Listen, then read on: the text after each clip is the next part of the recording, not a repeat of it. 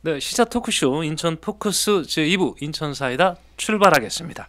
네, 오늘도 인천인의 김영민 편집국장 나오셨습니다. 안녕하세요. 네, 안녕하세요. 네, 센트리온이 엄청난 투자 계획을 발표를 했습니다. 우리 송도에 있는 그 생명공학 기업 아닌가요? 센트리온. 네, 그렇죠. 네, 엄청난 투자 계획을 발표했던데, 네, 기사를 풀어주시죠. 예, 셀트리온의 서정진 회장이 16일 날 인천시청 기자회견실을 찾아왔습니다. 네. 박남춘 시장하고 같이. 예.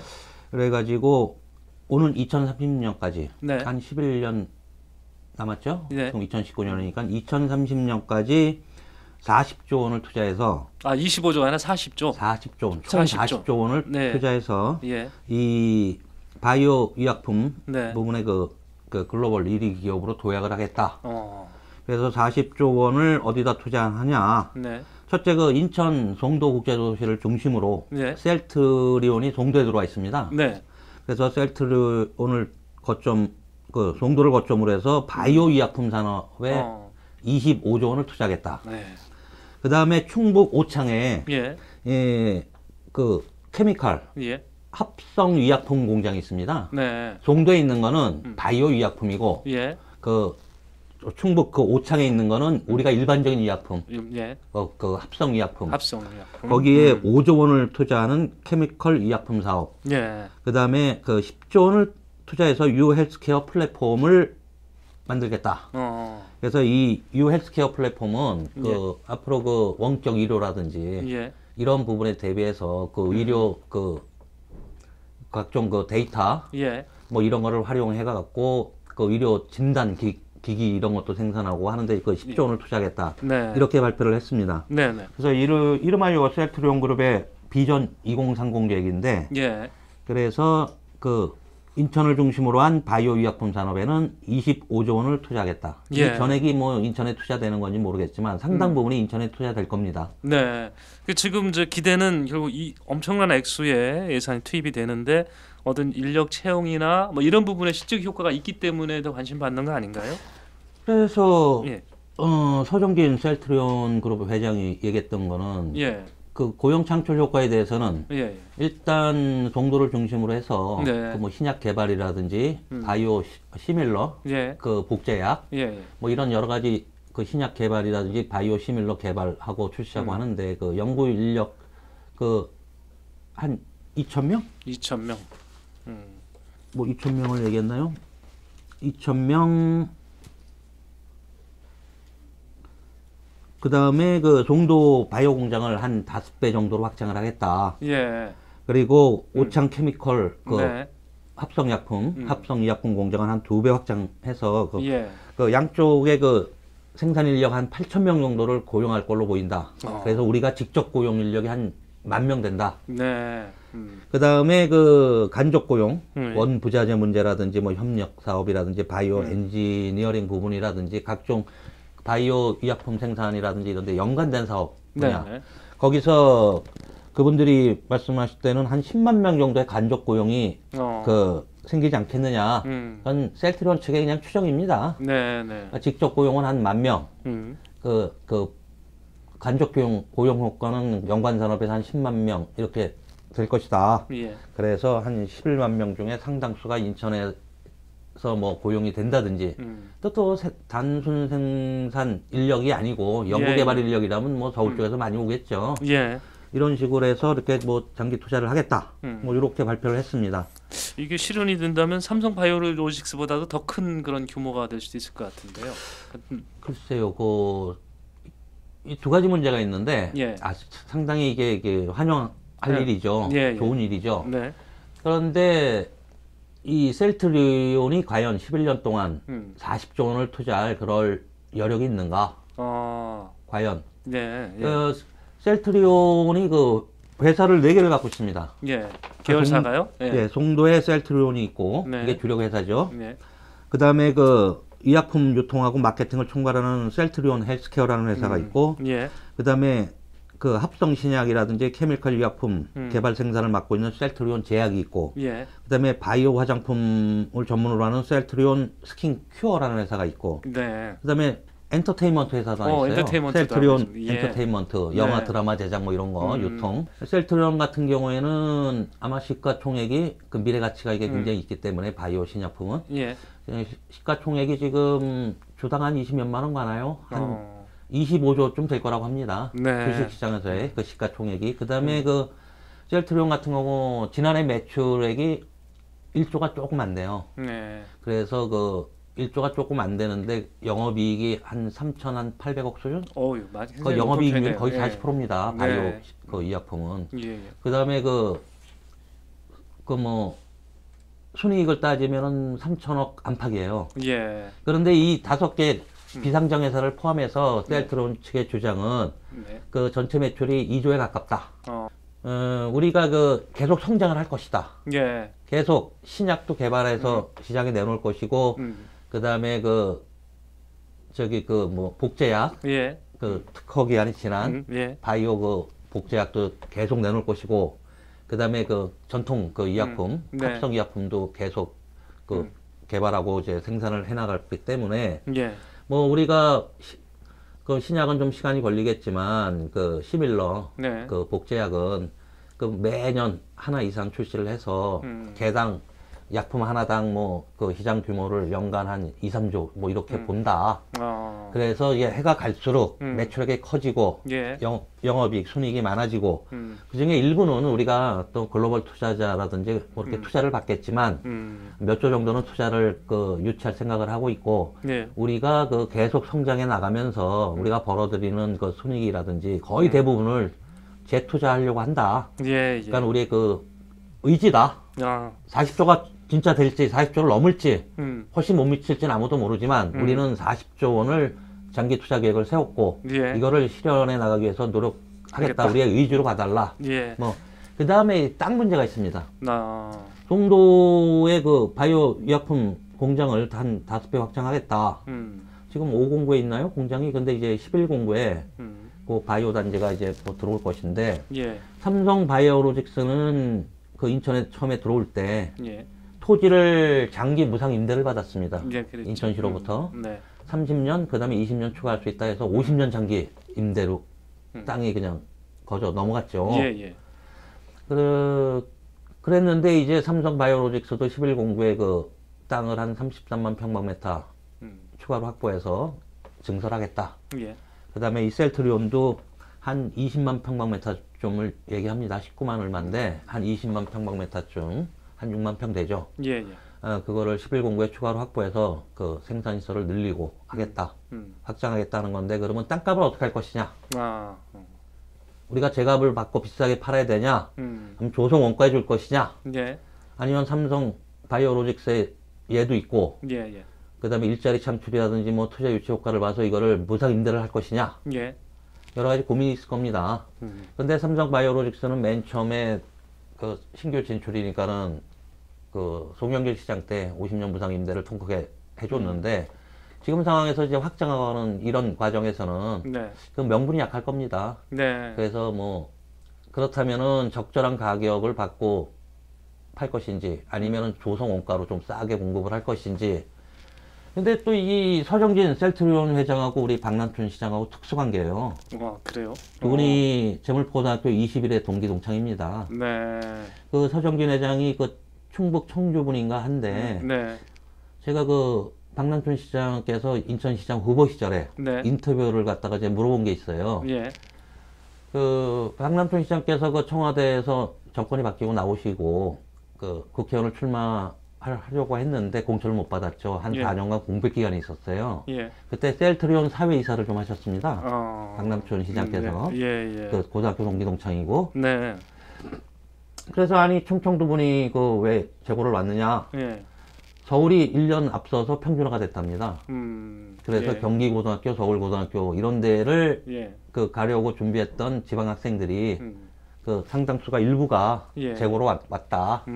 뭐 그 얘기입니다. 그래서 뭐 서 회장이 한 2번 쫄딱 망해서 친구들이 좀 돕자는 의미에서 뭐 5천만 원, 1억 뭐 이렇게 형편이 되는 대로 걷어서 한 2번 투자 투자를 했답니다. 네. 그래서 그거를 투자를 하고 액면가 주식 5,000원짜리로 받았는데 예. 지금 한 40배 떴거든요. 그렇죠. 이게 에이즈 치료약 개발했던 그 센트리올 한다고 그러다가 그거는 그냥 없던 일로 끝났죠. 끝났습니까? 예. 그 셀트리온의 지금 주력은 바이오 의약품을 만드는 원료를 공급합니다. 아, 원료 공급. 이게 네. 그 동물성 단백질인데 세포를 증식 시켜가지고 그 바이오 의약품을 만드는 원료를 공급하고 예. 그다음에 특허 기간이 지난 바이오 의약품의 시밀러 제품을 만들고 또 이제 궁극적으로 이제 신약을 개발해야죠. 네. 근데 신약 개발은 한 100개, 1000개 중에 하나가 될까 말까 할 겁니다. 굉장히 그 어려운 일입니다. 신약 개발이라는 게. 예. 뭐 유명한 신약 하나 개발하면 특허 기간 내에 그냥 몇 대가 먹고 살죠. 그러겠죠. 예. 그럼 뭐 독일 바이오 의약품에 아스피린 같은 것만 하나 놓고 봐도 그 의약품 하나 개발하면 이제 엄청난 부가가치가 생깁니다. 네. 첫 번째 뉴스로 이제 센트리올 그룹이 발표한 비전 2030 계획에 따라서 송도를 비롯해서 센트리올이 한 40조 원을 투자를 하겠다는 그런 계획이었는데요. 자금 조달은 과연 가능하냐? 그리고 또 센트리올이 지금 관심을 갖고 있는 송도 11공구에 어떻게 부지를 확보하는 그 절차는 또 어떻게 될까? 이걸 놓고 좀 또 지켜볼 그런 필요가 있다는 말씀을 해주셨습니다. 두 번째 기사는 저희가 지금 기사를 좀 미리 보니까 인천시 조직 확대에 관한 기사인데 그 지난번에 말씀을 하셨던 거죠. 이게 조직 개편은 지방 관련 그 법률이 국무회의 통과가 되면 인천시도 바로 변경이 있을 거다 얘기를 하시는데 그게 이제 구체화된 건가 봅니다. 네, 그렇습니다. 인구수에 따라서 네네. 그 광역 단체가 됐던 기초 단체가 됐던 지방자치단체 도는 행정기구, 정원 이런 게 결정이 되는데 이게 대통령령입니다. 네. 그래서 이제 그 대통령령 개정령이 올해 1월에 국무회에 상정이 돼서 뭐 빠르면 1월 말만 2월 정도면 통과되지 않겠는가 했는데 이게 늦어졌어요. 4월 24일 날 국무회를 통과해서 확정이 됐습니다. 그래서 인천시가 행안부랑 그 협의를 봐가지고 2개 국을 더 늘리는 걸로. 일단은 한시기구로 2년 동안 존속하는. 근데 그 처음부터 상시기구로 확 늘려주기가 뭐하니까 한시기구로 한 것이지. 이거 다시 없애기는 어렵습니다. 늘려놓고. 그렇죠. 앞으로 이제 상시 일반 기구로 가겠죠. 그래서 이제 2개국을 추가 설치하는 걸로 확정하면서 이 기회에 시가 또 조직 개편의 필요성이 있다. 행정 수요가 더 많아졌다 해서 5개 과를 또 증설합니다. 그래서 그 2개국을 신설하고 5개 과를 늘리고 여기다 또 한 16개 팀 정도를 그게 뭐 더 두는 걸로 이렇게 조직 개편안을 잡았습니다. 이게 늘어나면서 정원도 늘어나는 건가요? 정원에 반영을 해야죠. 반영해야 되는 정원에다가 이제 상급이 국장들이 상급인데 상급을 2명을 더 넣고 하죠. 그 과를 5개 만들면 과장 자리, 서기관 또 5명이 추가로. 그러니까 전체 정원이 조정이 돼야 되는 거죠, 이 부분. 총정원이 늘어나죠. 늘어나는 거죠. 그 해당 직급별로 뭐 상급 2명 증원, 정원에 늘리고 뭐 그 4급 5명 늘리고 5급 16명 늘리고 6급은 몇 명 늘리고 뭐 7급 몇 명 늘리고 해서 정원이 그 73명이 늘어납니다. 그래서 행정기구 설치조례에다가 이런 국을 돈다 무슨 과를 돈다 이렇게 해야 되고 정원에서는 인천시에 두는 공무원 수를 몇 명에서 몇 명으로 늘린다. 몇 급을 몇 명 늘리고 몇 급을 몇 명 늘리고 이렇게 해서 이 2가지 조례를 정비해야지 인사가 가능합니다. 조례 조정이 먼저 필요하구만요. 네네. 어떤 국인가요? 신설되는 국은요? 건강체육국, 주택녹지국. 이 명칭은 확정인가요? 그거는 조례 승인 내부적으로 확정이 됐습니다. 내부적으로. 그런데 이게 지금 그 입법 예고해서 지금 일주일간 그 의견 청취 기간이 있어요. 그 안에 혹시 바뀔 변수가 있을지 모르겠지만 거의 확정된 걸로 보시면 될 겁니다. 그럼 의회 통과는 필요 없이 명칭은 확정이 되는 겁니다. 의회도 통과해야죠. 통과해야 되죠. 이 조례를 입법 예고 기간을 거쳐서 6월 3일인가 이제 임시회가 아니 1회 상반기 정기회가 열리거든요. 거기에 상정을 해서 이게 통과돼야 명칭하고 인원까지 다. 그래야 인사가 이루어지죠. 그 다음에 그 4급 이상은 기구로 봅니다. 행정기구. 그래서 이거는 행정기구 설치조례 지금 부칙에 보면은 시행일이 7월 15일로 돼 있어요. 그래서 4급 이상은 7월 15일 이후 발령이 가능합니다. 근데 7월 뭐 1일이고 인사하는데 15일자로 이 사람들은 15일자로 표시해 놓으면 되는 거예요. 그래서 그 과정을 밟고 있습니다. 그래서 내부적으로 행정기구 조직 확대 개편, 예. 내부적으로 확정을 해가지고 거기에 네네. 맞춰서 조례 두 가지를 입법 예고를 했고 예. 입법 예고 기간이 지나면 이거 의회 상정해서 의회 본회의를 통과하면 네. 공포 기간을 거쳐서 이제 공포를 하고 예. 그다음에 이 조례 밑에 시행 규칙 네. 이거를 또 만들어서 네. 다 준비해놨을 겁니다. 네. 그런 과정을 거쳐서 이제 인사로 이어지죠. 특이한 과가 있던가요? 이번에 개편이 되면서 좀 관심을 끌만한 그런 팀이나 그런 게 있나 모르겠습니다. 네. 뭐 관심사에 따라서 다 평가가 다를 것인데 일단 예. 건강체육국은 4개의 과로 이루어집니다. 네. 그래서 그 보건복지국에 있던 네. 그 보건정책과 정책과. 그래서 보건정책과가 오면 건강체육국이기 때문에 건강보건과로 변경할 예정입니다. 네. 그래서 보건정책과 건강증진과 예. 위생안전과 그러니까 보건복지국에서 보건 관련된 3개 팀이 다 빠져요. 네. 그래서 건강체육국으로 와요. 예. 그다음에 문화관광체육국이 있는데 예. 거기서 체육진흥과를 빼서 건강체육국으로 보내요. 그래서 이렇게 보건정책과 이게 건강보건과로 바뀌죠. 건강보건과, 건강증진과, 위생안전과, 체육진흥과 이렇게 네. 됩니다. 건강체육국은. 예. 예. 그 다음에 주택녹지국에는 도시균형계획국에 속해 있는 건축계획과, 예. 도시경관과 예. 이걸 가져가고 도시재생건설국에 소속돼 있는 주거재생과가 넘어가고 네. 환경녹지국에 있는 공원녹지과가 넘어가는데 예. 공원녹지과를 또 2개 과로 분리합니다. 네. 그래서 녹지정책과 공원조성과 이렇게 해서 주택녹지국은 5개 과가 됩니다. 예. 예. 이렇게 하다 보니까는 보건복지국은 보건이 빠지고 복지국으로 바뀝니다. 네. 보건이 3개 과가 다 나갔으니까. 그렇죠. 예. 그 다음에 그 문화관광체육국은 체육과가 나갔기 때문에 문화관광국이 됩니다. 네. 그 다음에 환경녹지국은 녹지공원과가 나갔기 때문에 공원녹지과가 나가기 때문에 녹지자를 빼고 환경국이 됩니다. 네. 이렇게 명칭을 바꿉니다. 예. 그리고 복지국이 되면서 복지국은 여성가족국에 있던 노인정책과를 넘겨받습니다. 네.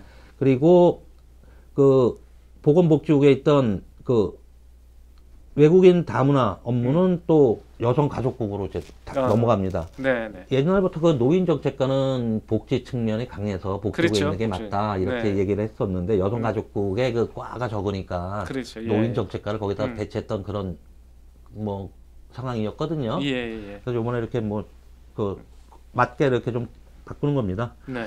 그래서 그 다음에 그 과를 5개 늘리는데 예. 과는 어디를 늘리느냐? 그 일자리경제본부에 노동인권과를 만듭니다.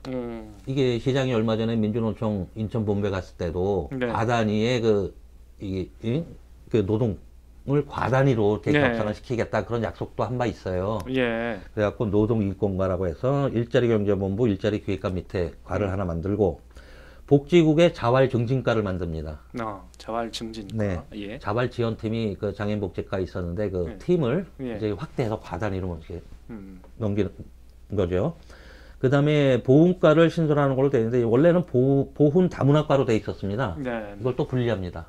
보훈과, 다문화과를 외국인 다문화과 이렇게. 네. 그래서 이제 일단 보훈과를 신설하는 걸로 이제 하나를 뭐 추가되니까 잡아야 되니까 이렇게 네. 잡았고 가족증진과를 또 여성가족국에 하나 만듭니다. 가족증진. 예, 네. 예.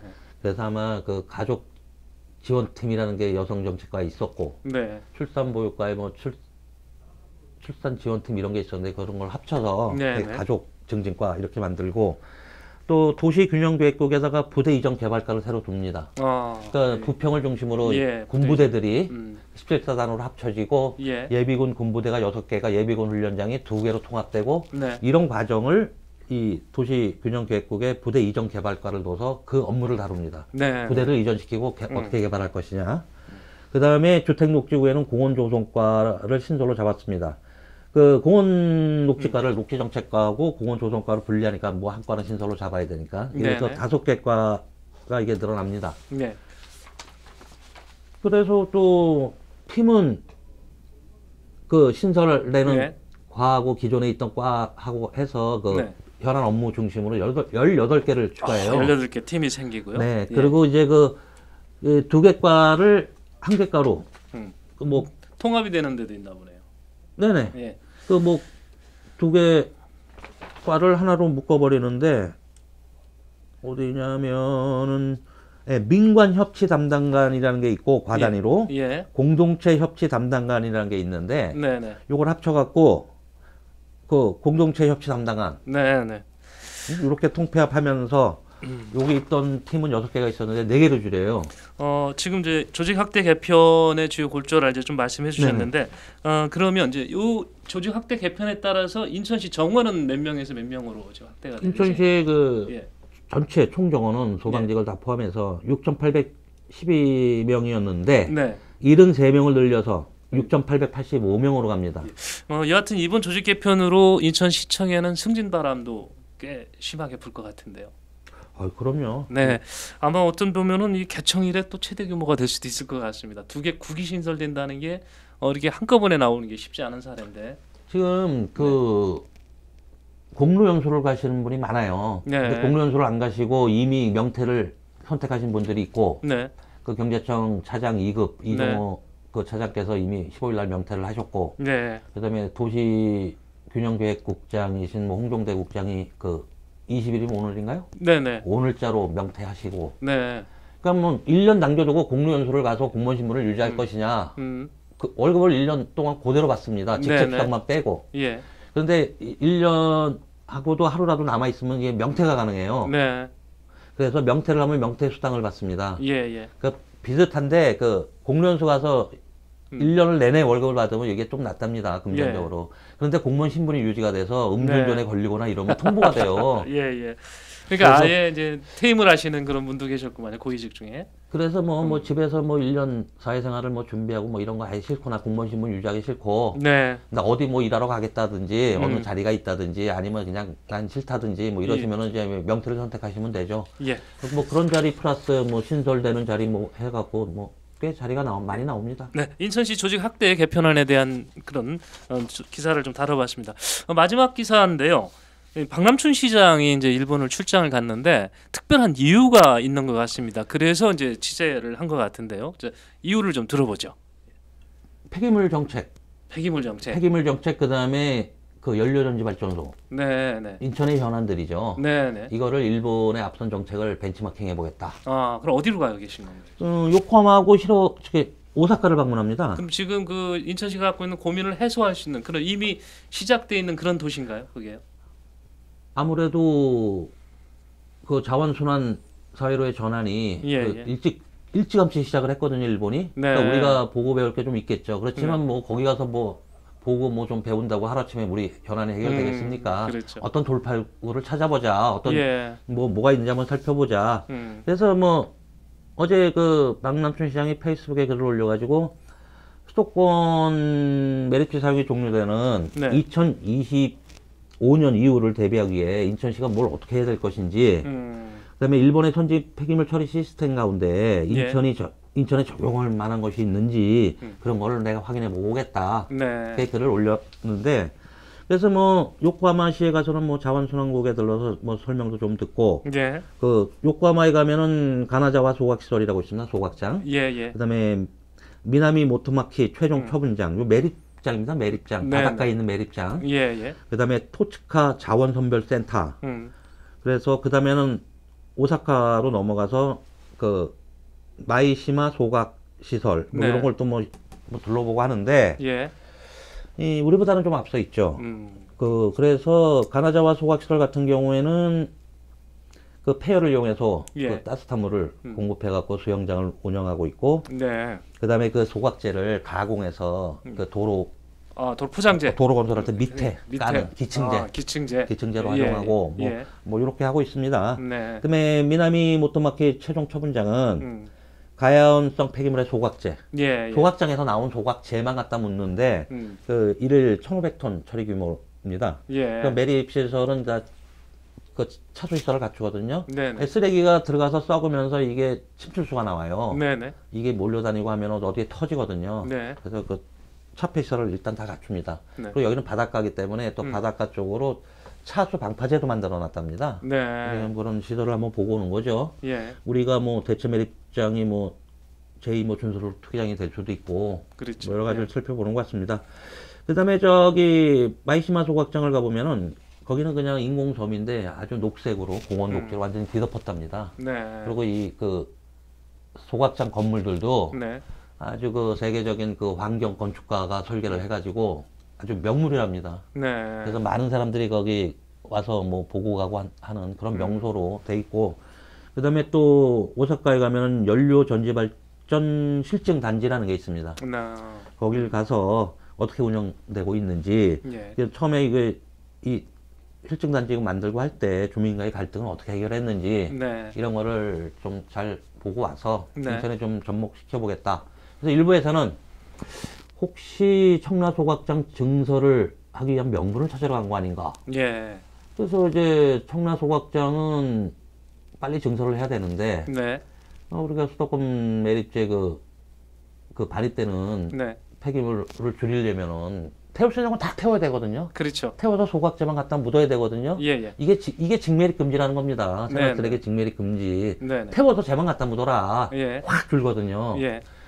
그렇다면 소각장 현대화, 증설, 뭐 이게 필수 조건인데 이게 다 민원에 걸리는 문제입니다. 네네. 그래서 뭐 좀 증설을 해보려고 했더니 지금 청라 주민들이 그 뭐 절대 반대 이렇게 나오시고, 예. 그래서 이게 그 뭐 공감 3,000명 이상을 얻어서 답변도 하셨어요, 시장께서. 예, 예, 예. 이게 시청 내부에서도 불만의 목소리도 나오는데 시장의 답변은 뭐냐? 우리 주민들의 수용성이 중요하다. 주민들이 결코 못 받아들이겠다. 그러면 증설은 하지 않겠다. 그렇지만 증설을 포함해서 뭐 예. 폐쇄 이전 하시라고 하는데 폐쇄 이전 증설 뭐 다 마음을 열어놓고 한번 대화를 해보자. 그런데 전제 조건이 여러분이 진짜 안 된다고 하면은 증설은 하지 않겠다. 예. 그래서 해당 공무원들이나 관련 공무원들은 어디 딴 데를 갈 수도 없고, 예. 대안도 이게 찾기가 어려운데, 그러면은 시설을 현대하면서 대기오염물질을 최소화, 배출을 최소화하고, 예, 예. 그 다음에 그 주변 지역 주민들이라든지 피해가 좀 우려되시는 분들에 대한 어떤 지원이라든지, 이런 걸로 설득을 해야지. 여러분이 원하면 안 한다. 여러분이 하지 말라면은 뭐 일단 증설은 안 하겠습니다 해버리면, 예. 뭐 다른 대안이 있느냐. 그렇지, 퇴로가 없으니까. 그래서 예. 혹시 이 문제를 풀러 예. 가봤더니 뭐 이러고 저러고 하니 내가 살펴보고 왔더니 뭐 이렇더라. 그래서 이거 하려고 하는 거 아닌가. 그 다음에 이거보다 더 큰 문제는 대체 매립지를 찾는 문제인데, 이게 과연 가능하겠느냐. 2025년에 그 수도권 매립지 사용을 종료하고 대체 매립지로 간다는 거는 그 지금 인천시가 강력히 주장하고 있는 거지만 현실적으로 이미 늦었고 불가능해 보입니다. 용역을 해놓고 그 후보지도 발표를 못 하고 있고 그걸 공모를 통해서 하자. 그러니까 인천시가 강력히 주장하는 거는, 아니 옛날에 만들 때도 정부에서 했지 않느냐. 그러면 정부가 책임지고 그 해당 지역 주민들을 설득하고 예. 그 인센티브를 네. 강한 인센티브를 줘서 그 공모를 통해서 당신들이 네. 선정을 해달라. 뭐 환경부에서는 뭐 우리 업무 아니다, 지방 예. 업무다. 그럼 인천시는 받아치기를, 아니 생활 폐기물은 지방 업무 맞지만 산업 폐기물은 국가 업무 아니냐. 예, 예. 그리고 처음에 만들 때도 국가에서 주도해서 만들었지 않냐. 예. 그랬는데 2016년도에 또 수도권 매립지 4자 협의체가 합의한 걸 보면, 자, 그 3-109 103평방미터를 쓴다. 예. 그러면 요거를 쓰게 되면은 그 2018년 뭐 한 9월부터 이제 매립을 시작하면은 이거 한 7년 정도 쓸 거다. 네.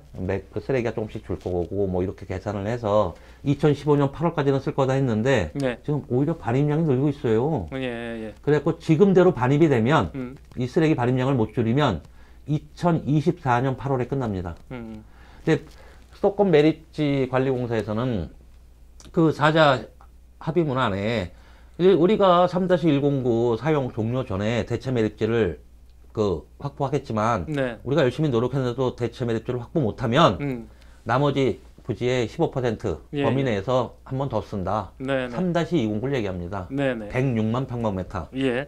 그걸로 가능성이 높은. 예. 그 서울시나 경기도나 환경부는 예. 다 그 생각하고 있어요. 그러니까요. 예, 참 이게 꼭 풀어야 될 문제가 이제 쓰레기 문제긴 한데요. 우리 박남춘 인천시장이 일본에 간 이유는 분명히 있는 것 같습니다. 갔다 와서 어떤 답변을 또 어떤 해결책을 갖고 나올지 관심을 이렇게 모아지고 있는 그런 대목입니다. 뉴스는 과학입니다. 그냥 만들어지지 않거든요. 과거가 있고 또 배경이 있습니다. 그 배경을 제대로 모르면 이 뉴스를 이해하기 어렵습니다. 미래로 해석할 수가 없습니다. 그 배경을 제대로 이해하시려면 우리 인천 사이다를 보시면 정확히 이해할 수가 있습니다. 그래서 인천 사이다는 구독을 꼭 누르셔야 됩니다. 자, 오늘 여기서 마치겠습니다. 고맙습니다. 수고하셨습니다. 네, 수고하셨습니다. 네.